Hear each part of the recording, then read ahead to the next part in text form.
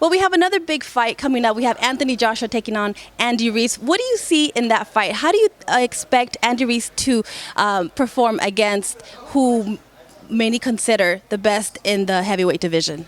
You know what I think? I think it'll be a good fight for a little while. Ruiz, he can throw a lot of punches. He's good, but like you said, Anthony Joshua's the best. I feel like if he's the best, I still got Deontay Wilder's the best in the world, the best heavyweight, but it's he's like they like what and what they both of them are real good. So I think Andy Joshua about to knock out late round, maybe like 7th-round knockout. I feel like that's what's gonna happen.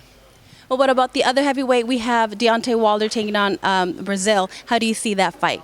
I just told you, I think I think Deontay Wilder is the best in the world, so I think he's gonna knock Brazil out. And then they have like a personal beef. Of course, Deontay Wilder is not the most polished fighter, but you can't argue with power. When you have that type of power in your hands, all it takes is one. And a lot of people don't realize what boxing is. Boxing is a fight, and it's just like when you put those small gloves on, you get hit by those little bitty gloves, you feel that it's a real fight. And so he has so much power that he can be losing every round, just like with Fury. He was getting outboxed, and all he do is land that one punch, and it can change the fight. Now Fury is a real big dude. Same thing with Brazil, they're real big dude, but Fury was definitely in shape, and he miraculously got up from that. But I think if he hits Brazil with that, I think he's gonna knock him out.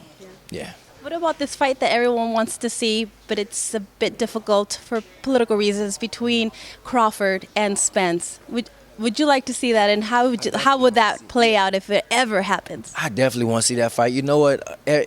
At 47, at first when Crawford came up from 140 to 147, I just was like, he calling out Spence. I was like, that's not a good thing, because Spencer's strong. He's big and he's strong. But the more Crawford fights and the more he performs, it's like the better he's getting. But I still, I still lean towards Spence. I definitely still lean more towards Errol Spence. I think he'll win that fight. But Crawford is getting better. He's filling out. It's looking like he's getting stronger.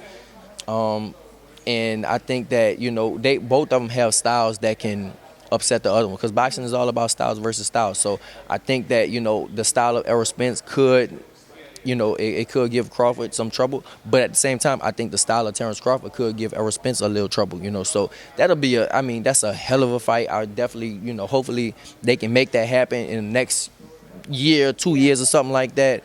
But I still, as far as right now, I lean more towards Errol.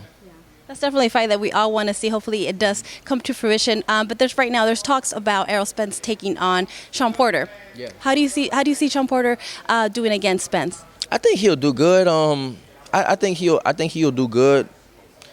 But I still got Errol. I still got Errol. I think for me, Errol is the best at 147 right now. I just can't put nobody above him right now at 147, especially until I go up to 147. Yeah. I think that he is right now. I think that he is the best at 147 right now. So, with him and Sean Porter, Sean is, he's definitely gonna bring a fight. But I really think Sean Porter is gonna respect his power, and Errol can box too at the same time. So once I feel like for him to have some type of like success in the fight, he has to just try to rough Errol up. He have to go out and try to outfight him, because I don't think he can outbox him. And if he tries to stay on the outside like he did with Danny and do that in and out stuff, I don't think that'll work against him, because Errol's just too strong for him, and he's accurate also. So I got Errol in that fight.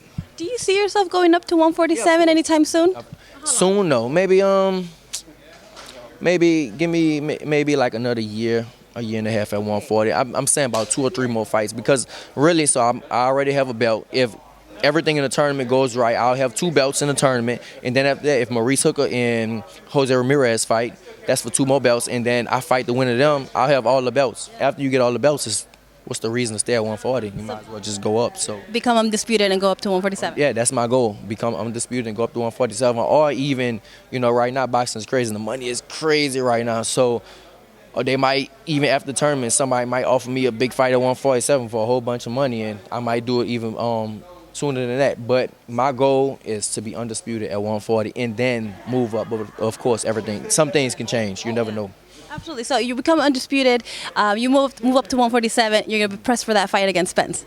I press for a fight against anybody that's a champion. My thing is I never worry about names. I worry about champions. I always worry about champions. So that's my whole thing. It's not about names. It's about who got the belts. You know, that's what's eventually that's what's gonna pay the bills. You get the belts, you get the money. So that's what I want to do. All right. Well, we cannot wait to see all your fights. Thank you so much, and good luck. Thank you.